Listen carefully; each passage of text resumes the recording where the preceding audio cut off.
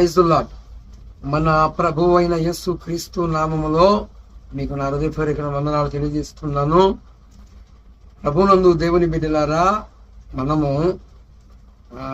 కడవరి దినములలో ఇక అంతములోకి మనము వచ్చి ఉన్నాం. అంటే ఎపిసి 5:15లో దినములు చెడ్డవి గనక సమయమును పోనీక సద్వినియోగపరుచుకుంటూ అజ్ఞానుల వలె కాక జ్ఞానుల వలె అని పౌలు మహనీయుడు తెలియజేశాడు. నేను ఎందుకు ఈ మాట అన్నాను అంటే, అనేక రకాలైన మనుషులు, రంగుల ప్రపంచం, రంగుల లోకములో మనం ఉన్నాం. చాలామంది అంటారు త్రిత్వాన్ని త్రిత్వము అని మనం చెబితే, కాదు యెహోవాయే దేవుడు, యేసు ఒక ప్రవక్త అంటారు కొంతమంది బోధకులు. మరికొందరేమో ఆయన యెహోవాకి కుమారుడు కాదు అని మరికొందరు బోధిస్తున్నారు. మరి ఒకరేమో సృష్టికర్త అయిన భగవంతుడు, తండ్రి, కుమార, పరిశుద్ధాత్మ, త్రియేక దేవుడైన నామము ఏకనామము. అంటే ఈ ముగ్గురు విడివిడి భాగాలలో ఉన్నారు.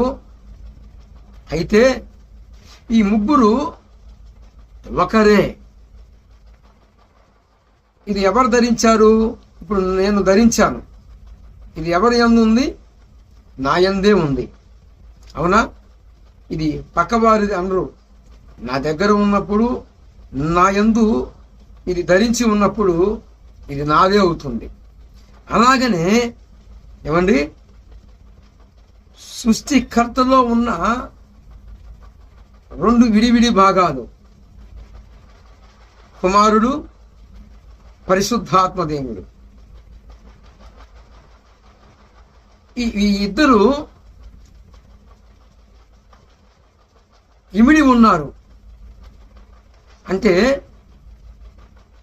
సమీపించరాని తేజస్సులో ఉన్న ఆ మహానుభావుడు, మహనీయుడు, మహోన్నతుడు, సర్వశక్తి కలిగిన ఆయన యందు వీరిద్దరూ ఉన్నారు అని మనకి లేఖనం తెలియజేస్తుంది. పాత నిబంధన కాలములలో యెహోవా ఒకడా, అనేక భాగాలలో ఉన్నాడా అంటే, కొందరు అంటారు యెహోవాయే దేవుడు ఒక్కడే అంటారు. అయితే ప్రభువునందు దేవుని బిడ్డలారా, యెహోవా అని పిలువబడుతున్న ఆయన చాలా వచనాలు యేసు ప్రభు దగ్గరకే తీసుకెళ్తున్నాయి. యేసు ప్రభు వారి దగ్గరకే తీసుకెళ్తున్నాయి. ఇక్కడ మనం ప్రథముగా ఆదికాండము 1వ అధ్యాయము 26వ వచనంలో మనం గనక ధ్యానించినట్లయితే అక్కడ అంటాడు, మన పోలిక చొప్పున మన స్వరూపమందు మనము అనే మాట ఏకవచనం కాదు, బహువచనం. అంటే ఎక్కువ జనము ఉన్నప్పుడు ఎక్కువ జనాన్ని మాట్లాడాలి అంటే అక్కడ చాలా మంది ఉన్నారు అని బహువచనం. ఏకవచనం నేను ఒక్కడనే, వారు ఒక్కరే. పాయింట్ని చాలా మంది అక్షరార్థంగా తీసుకుంటున్నారు, ఆత్మానుసారంగా తీసుకోవాలి. బైబిల్లో ఆదికాండంలో జరగబడినవన్నీ కూడా ఏమండి మించిన చేయబడలేదు. సరిగ్గా 3000 సంవత్సరాలు కిందట బైబిల్ గ్రంథాన్ని మనకంటే ముందు ఉన్న దేవుని ప్రజలు, దేవుని భక్తులు, దేవుని సేవకులు సుమారు ఇంచుమించు 40 మంది ప్రవర్తల ద్వారాగా గ్రంథత్వం చేయబడిన 40 మంది ద్వారాగా చేయబడినది మరి వేరువేరుగా లేదు, కానీ ఒక్క మాటగా కనిపించింది బైబిల్ మాత్రమే. తక్కిన పురాణాలు కానీ ఇతిహాసాలు కానీ ఇక అన్నీ పురాణాలలో వారి వారి స్టోరీస్ చెప్పబడ్డాయి, వారి వారి యొక్క చరిత్ర చెప్పబడి ఉంది. కానీ బైబిల్ 40 మంది రాసినప్పటికీ 40 మందిలో ఉండి రాయించిన వాడు ఆత్మస్వరూపి. ఆత్మ పరిశుద్ధాత్ముడు ఎప్పుడు ఉన్నాడు అంటే ఇక్కడ ఇస్తున్న సాక్ష్యము, మన పోలిక చొప్పున మన స్వరూపమందు నరుణ్ణి నిర్మించుదాము అన్నాడు, బహువచనం ఆడాడు. అంటే అక్కడ ఏమన్నాడు, అక్కడ ఎవరున్నారు? తనలో ఉన్న ఒక భాగము కుమారుడు ఉన్నాడు, శక్తి. అపొస్తలుల కార్యములు 1వ అధ్యాయము 8వ వచనములో పరిశుద్ధాత్మ మీ మీదకి వచ్చినప్పుడు మీరు శక్తిని పొందుతారు. శక్తి అనగా స్త్రీని అంటే శక్తికి సాదృశ్యము స్త్రీ. దానిని కుమ్మరించిన తర్వాత దానిని అని కొన్ని సందర్భాలలో మాట్లాడాడు. దీన్ని దానిని శక్తిగా పోల్చబడ్డాడు, వ్యక్తిగా పోల్చబడ్డాడు. ఆయన అని ప్రభువారు భూమి మీద ఉండగా, ఆత్మస్వరూపి అయి ఉండగా ఆ శక్తిని కనపరుస్తాడు. మరి పరిశుద్ధాత్మ దేవుడు ఎందుకు వచ్చాడు? ఎందుకు అప్పుడే ఉన్నాడా అంటే అప్పుడే ఉన్నాడు. అయితే భగవంతునితో మమిక్కమయ్యి ఆయన యందు ఉన్నారు. మనకి నిర్గమాకాండము 3వ అధ్యాయంలో యెహోవా దూత అని పిలువబడ్డాడు.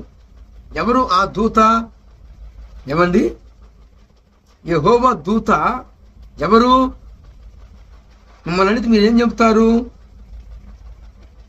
ఒక దూతలన్నయ్య అంటారు. కాదు, యెహోవా దూతగా ఉన్న ఆయన, యెహోవాగా ఉన్న ఆయనే. ఏమండి, యేసే. ఆమోసు గ్రంథము సాక్ష్యం ఇస్తుంది. మరి ద్వితీయోపదేశ కాండము 6వ అధ్యాయము 4వ వచనములో అగ్గితీయుడైన యెహోవా, అగ్గితీయుడైన యెహోవా అంట. ఈ అగ్గితీయుడు యెహోవా ఎవరు? హెబ్రీ పత్రిక 13వ అధ్యాయము లాస్ట్ ఆ వర్షంలో నీ దేవుడే యెహోవా దహించు అగ్నిై ఉన్నాడు. ఇక్కడేమో యెహోవాట అగ్గిత్వీయుడైన యెహోవాట, అక్కడేమో నీ దేవుడైన యెహోవా దహించు అగ్నిై ఉన్నాడు. ఏమండి, మరి యోహాను భక్తుడు ఏం సాక్ష్యం ఇచ్చాడు? లోక 3వ అధ్యాయంలో ఏమన్నాడు? నేను మీకు నీటితో బాప్తిస్మిస్తే నా వెనక వచ్చువాడు అగ్నితో ఎలాగిస్తాడండి? ఆయన అగ్గితీయుడై ఉన్నాడు. ఇక్కడ హెబ్రీ పత్రిక 1వ అధ్యాయము ఈ దినములలో, ఈ తరములో తన కుమారుడు ద్వారాగా మనతో మాట్లాడుతున్నాడట.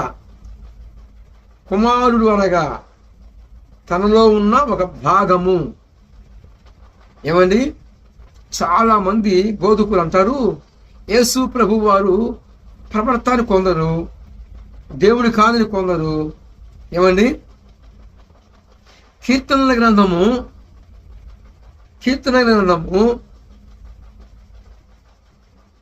2వ అధ్యాయములో కుమారుణ్ణి ముద్దు పెట్టుకోండి, లేకపోతే త్వరగా ఆయన కోపించును. కుమారుని ముద్దు పెట్టుకోకపోతే ఎందుకు కోపం వస్తుంది? ఆయనే ఈయన కాబట్టి. ఏమండి, ఇలాగ చెప్పుకుంటూ పోతే ఎక్కువ రెఫరెన్సులు, ఎక్కువ వచనాలు యేసు ప్రభువారే యెహోవాని సాక్ష్యమిస్తున్నాయి. మరి తండ్రి అని యేసు ప్రభువారు మాట్లాడుతున్నాడుగా. అంటే విడివిడి భాగాలుగా వ్యవహరించిన వీరు, త్రిత్వమై ఉన్న వీరు, కుమారుడు తండ్రిని కనపరుస్తాడు, తండ్రి కుమారుని కనపరుస్తాడు, కుమారుడు పరిశుద్ధాత్మని కనపరుస్తాడు. నేను వెళ్ళి ఎల్లప్పుడూ, అంటే అప్పుడప్పుడు కాదు, గతములో ఆత్మస్వరూపిగా ఉన్న ఆయన వచ్చాడు. మనకి ఎక్కడ కనిపించింది? పాత నిబంధనలో. ఇప్పుడు నేను ఒక మాట అడుగుతాను, పరిశుద్ధాత్మ దేవుడు మరి ఎప్పుడు వచ్చాడు అని అంటే, మరి యేసు ప్రభు వారు వెళ్ళి పంపించాడు కదా అన్నయ్య, ఆయన చెప్పాడుగా అంటారేమో యోహాను సువార్తలో. పరిశుద్ధాత్మ దేవుడు శక్తి సంసోను మీదకి ఎప్పుడు వచ్చాడండి? ఎప్పుడు ఉన్నాడు? సౌలు మీదకి ఎప్పుడు ఉన్నాడు? కొన్ని బోధలు వచ్చాయి. అప్పుడే విశ్వాసులుగా ఉన్నవారికి గలిబిలి గందరగోళంగా వారి పాపాలు పోగొట్టుకోవాలని దేవుని మందిరానికి వస్తే ఈ బోధకులు ఎలాగ వివరణిస్తున్నారు? వచ్చిన విశ్వాసులకి అర్థం కాకుండా గలిబిలి గందరగోళంతో, ఏమండి యేసు ప్రభు వారి దేవుడు కాకపోతే మరి ఆయన రక్తములో ఎలాగ బాప్తిసం పాప క్షమాపణ కలదు? మరి ఎబ్రీ పత్రిక 1వ అధ్యాయములో పాపాల గురించి ప్రచారణ చేసిన వాడు, ఏమండి తన కుమారుడు పాపము నుండి, శాపము నుండి, ఆయనే పాపరహితుడిగాను మనందరి పాప భారాన్ని మోయటానికి తన కుమారుడి మీద ఆ భారం ఎలాగ మోపాడు? ఏమండి, అసలుకి యేసు ప్రభు వారు దేవుడు కాకపోతే ఆయన రక్తము మనల్ని ఎలా గడిపించిద్ది? దీనికి సమాధానం ఏమిటి? ఏం చెప్తారు? నువ్వు యేసు ప్రభు వారిని బట్టి పరలోక రాజ్యం వెళ్తావా? కనపడే ఆయన్ని బట్టి, ఇదిగో నేను మీకోసమే సత్యమై ఉన్నాను, మార్గమై ఉన్నాను,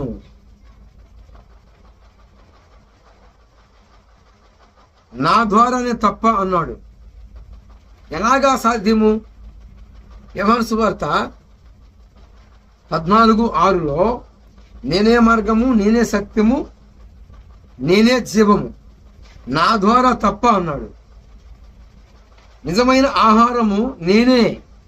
మీ పితరులు దేవదూతలు తిన్న ఆహారాన్ని భుజించినప్పటికీ వారు బ్రతికి ఉండలేదు, కానీ నేనే జీవాహారము, పరలోకము నుండి వచ్చిన జీవాహారము ఇదే అని స్పష్టంగా తెలియజేశాడు. ఎలాగ సాధ్యము? యేసు ప్రభు వారు దేవుడు కాకపోతే మరి తండ్రి ఎలాగా గణపరిచాడు? ఇతనే నా ప్రియకుమారుడు, ఇతని యందు నేను ఆనందిస్తున్నానని యోహాను బాప్తిసం ఇచ్చినప్పుడు ఒక మాదిరి చూపించాడు. వాస్తవంగా ఆయనకి బాప్తిసం అవసరమా? ఆయనే బాప్తిసమై ఉన్నాడు, ఆయనే దహించు అగ్ని అయి ఉన్నాడు. ఏమండి, కానీ ఒక మాదిరి, ఒక మోడల్, ఆయన సర్వశక్తి కలిగిన వాడై ఉండి ఇర్పుడై తగ్గించుకొని ఒక మోడల్, ఒక ఆదర్శం, కొన్ని పాఠాలు నేర్పాడు. ఇప్పుడు చూడండి, ఇన్ని రెఫరెన్స్ చూపించాను, ఇంకా చాలా ఉన్నాయండి. మరి చెప్పే రెఫరెన్సులు పాత నిబంధనలో కానీ క్రొత్త నిబంధనలో కానీ కొన్ని టూకీగా అందించాను. చాలా రెఫరెన్సులు ఉన్నాయి. అవన్నీ చెప్తే ఈరోజు కెమెరాలో వాటిని విమర్శించడానికి వాటిని లోడింగ్ చేయటానికి కెమెరాలు చాలవు. ఎందుకంటే యేసు ప్రభు వారి గురించిన వివరణ అందించాలి అంటే మనము మన చేతులు చేసిన ఆయుధాలు వెయ్యి కూడా చాలవు, సరిపోవు. యేసు ప్రేమ ఎత్తు ఎంతో, లోతు ఎంతో, వెలాలిపు ఎంతో గ్రహించటము చాలా కష్టము. కాబట్టి త్రిత్వము అనగా వేరు భాగాలు. త్రిత్వము ఒక దానిమ్మ ఫలము తీసుకొని ఆ యొక్క దానిమ్మ ఫలానికి పోల్చుకోవచ్చు. ఉదాహరణకి ఒక ఆమె హాస్పిటల్లో ప్రసన్న మీద నొప్పులు పడుతుంది. మరొక ఆమె నా బతుకెందుకు, నా స్థితి ఎందుకు, నేను సూసైడ్ చేసుకొని చనిపోతాను అని మరొక ఆమె దుఃఖపడుతుంది. మరి ట్రావెల్ చేస్తున్నారు, ప్రయాణం చేస్తున్నారు, రైల్వే ప్రయాణం చేస్తున్నారు, ఫ్లైట్, అనేక రకాలైన మోటార్ స్పీడ్లో ఉన్న వాళ్ళందరూ కూడా రకరకాల ప్రయాణాలు చేస్తున్నారు. వారు మొరపెడతారు, మా యొక్క ప్రయాణంలో నువ్వు తోడుగా ఉండు భగవంతుడా అని. మరి అందరినీ కాపాడాలి. మరి అలాగైతే యాసిడ్లు ఎలాగైతున్నాయి? మరి కాపాడే దేవుడు ఉన్నారు కదా. అంటే కొన్నేమో తెలిసి జరుగుతున్నాయి, మరి కొన్నేమో తెలియక జరుగుతున్నాయి. కానీ మన కాడ సమాధానం ఉండదు, కానీ సృష్టికర్త కాడ అన్నిటికీ సమాధానం ఉంది. ఉదాహరణకి ప్రసంగి గ్రంథము 7వ అధ్యాయము 17వ వచనములో అధికంగా దుర్మార్గ పనులు చేయవద్దు, నీ కాలానికి ముందుగా నువ్వెందుకు చనిపోతున్నావు అంటాడు. అంటే ఏ జరిగినా, వ్యాసులు జరిగినా కాలం ఒకటి డేటు దేవుడే నిర్మించాడు, సావు అనేది. అయితే ఆ కాలానికి ముందుగానే చనిపోతున్నావు అంటాడు అక్కడ. అంటే మీరు అడుగుతారు కదా, మరి ప్రశ్నలు వేసేవాళ్ళు చాలా మంది మేధావులు ఉన్నారు కదా, మరి యాసిడ్లు ఎందుకు అవుతున్నాయి? కొన్ని తెలిసి అవుతున్నాయి, కొన్ని తెలియక జరుగుతున్నాయి. అర్థమైందా? వాటికి నా సమాధానము, నీ కాలానికి ముందుగా నువ్వెందుకు చనిపోతున్నావు అంటాడు. ప్రసంగి 7వ అధ్యాయం 17వ వచనము. ఇప్పుడు చిత్తము అనగా దానిమ్మ ఫలములో పండు ఫలం ఒకటే, దాన్ని తీస్తే అనేక ఫలాలు ఉంటాయి, త్వరలు ఉంటాయి, ప్యాక్ చేయబడి ఉంటాయి. ఇరుసుపులకి ఒకే ఫలం, ఆ ఒకే ఫలంలోనే ఏమున్నది? అనేక త్వరలు ఉన్నాయి. అలాగా సృష్టికర్తన భగవంతుడు అలాగా ఉన్నాడు. కాబట్టి యేసు ప్రభు వారే మనల్ని తండ్రిని, అసలు మనకు తండ్రిని పరిచయం చేసిన వాడు ఎవరు? తన కుమారుడే. కుమారుడు ఎవరు? ఆయనే. ఆయన ఎవరు? యెహోవాయే. యెహోవా ఎవరు? యెహోవా దూతగా వ్యవహరించిన వాళ్ళు ఎవరు? ఆయనే. సింధూరు వనం దగ్గర అబ్రహాముకు దర్శనమిచ్చిన వాళ్ళు ఎవరు? ముగ్గురు ఉన్నారు అక్కడ. ముగ్గురు బహువచనమే మాట్లాడుతున్నారు, ముగ్గురు ఒకేసారి మాట్లాడుతున్నారు. ఏమండి? వారి ముగ్గురులో ఒకరు దేవుడైతే తక్కిన వాళ్ళిద్దరు మౌనంగా ఉండాలి. ఉన్నారా?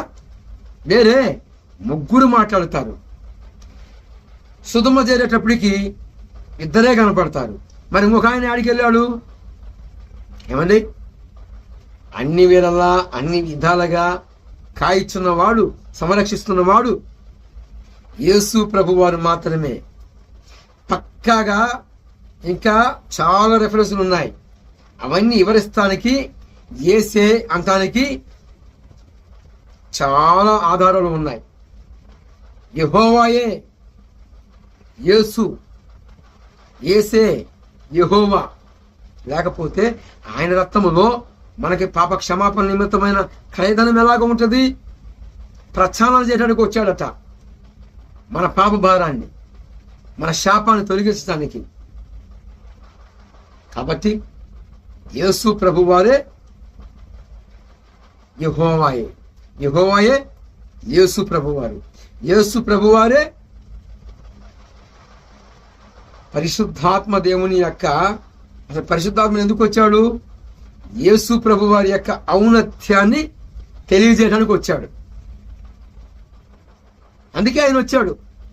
యేసు ప్రభువారి గురించి వివరణ మనకు తెలియదు కాబట్టి ఆయన యొక్క వ్యక్తిత్వాన్ని మనతో పంచుకోవడానికి వచ్చాడు.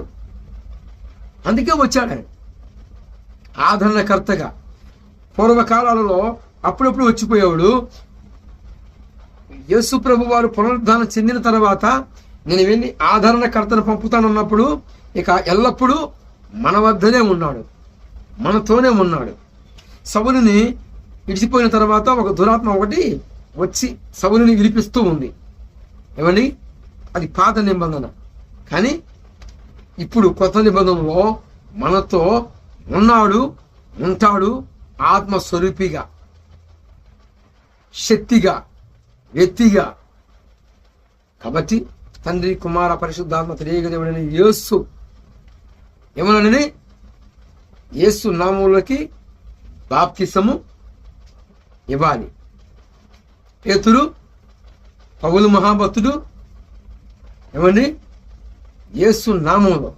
మరి యేసు ప్రభు వారు పొందినప్పుడు యోహాను స్వరాగా పొందిన ఆ బాప్తిసం అది మారు మనిషి నిమిత్తం. దాంట్లో నామము లేదు, నామము లేదు. ఎప్పుడు నామం వచ్చింది? కలవరగిరిలో 3 మేకుల మధ్య ఆత్మస్వరూపిగా, శక్తిగా, వ్యక్తిగా, సృష్టికర్త యొక్క చిత్తాన్ని, తండ్రి చిత్తమును నెరవేర్చినప్పుడు ఆ క్షణమే ఈ లోకాన్ని జయించాడు ప్రభువారు. సర్వశక్తి కలిగిన వాడు, సర్వ సృష్టికి ఆది సంభూతుడిగా ఉన్నాడు ఆయన. కాబట్టి ప్రభునందు దేవుని బిడ్డలారా, యేసు ప్రభువారే మనకి తండ్రిని పరిచయం చేసింది. 115వ కీర్తన, యెహోవా మాకు కాదు, మాకు కాదు అంటాడు. మరి ఎవరికి అంటే యెహోవా సాక్షులు, క్రీస్తు సాక్షులు, అనేక డినామినేషన్లు. ఈ డినామినేషన్ అన్నిటిని చెదరగొట్టడానికే ఆత్మస్వరూపిగా ఉన్నాడు, శక్తిగా ఉన్నాడు, వ్యక్తిగా ఉన్నాడు. వెలిసి నేను చెప్పేది ఏంటంటే, అసలుకి యెహోవాయే యేసు, యేసు ప్రభువారే యెహోవా. ద్వితీయోపదేశ కాండము 6:5-4 వచనం ఏమన్నాడు? అద్వితీయుడైన యెహోవా. ఎబ్రీ పత్రిక ఆ లాస్ట్ వర్షన్ 13వ అధ్యాయములో లాస్ట్లో ఏమన్నాడు? నీ దేవుడైన యెహోవా దహించు అగ్ని. పెంతుకోసు దినమున అపొస్తలుల కార్యములు 2వ అధ్యాయములో పెంతుకోసు దినమున ఎలాగ కుమ్మరింపబడ్డాడు? అగ్ని. కాబట్టి ప్రభునందు దేవుని బిడ్డలారా, అలాంటి వారికి బుద్ధి చెప్పండి, సరిచేయండి. చెప్పడమే మన ధర్మం. వినకపోతే ఇక నేను అన్ను. కాబట్టి కొన్ని మాటలు ఉదాహరణగా వివరించాను. కాబట్టి ఈ నా మాటల ద్వారాగా మరి మీరు ఎలాగో మరి విడివిడి భాగాలా, ఒకరి కాదా అంటే కామెంట్ రూపంలో తెలియజేయండి. కానీ నేనైతే 100% యేసే యెహోవా, యెహోవాయే యేసు, పరిశుద్ధాత్మ దేవుడే. ఈ ముగ్గురు వేరు భాగాలుగా వ్యవహరించారు. కానీ ఫలము ఒకటే. ఆ ఫలములో ఉన్న పాత్రలుగా ఎవరి ధర్మాన్ని వాళ్ళు నెరవేర్చారని నేను సాక్ష్యం ఇస్తున్నాను. కాబట్టి మీకు ఎవరన్నా ఈ యొక్క దుర్బోధకులు ఉన్నట్లయితే వారికి షేర్ చేయండి. నేను చెప్పిన రెఫరెన్స్లు అన్నీ కూడా చాలా ఉన్నాయి. ఇంకా పంచుకుందాం. యేసు ప్రభు వారి గురించి మనం ఎంత చెప్పుకున్నా తరగదు. గనినిధి లాంటి వాడు యేసు ప్రభు. గని కంటే విలువైన వాడు. తొవ్వే కొద్దీ చలం ఊరినట్లుగా ఆయన గురించి మాట్లాడే కొద్దీ అనేక భావాలు ఎత్తపడుతూ ఉంటాయి. అనేక జీవజలము మనలో ప్రవహించి అనేకులను తాగుతూ ఉంటది. అతి కృప మనందరికీ సహాయం చేయనుగాక. ఆమేన్. మీ కుటుంబాలకు సమాధానం, శాంతి అనుగ్రహింపబడునుగాక.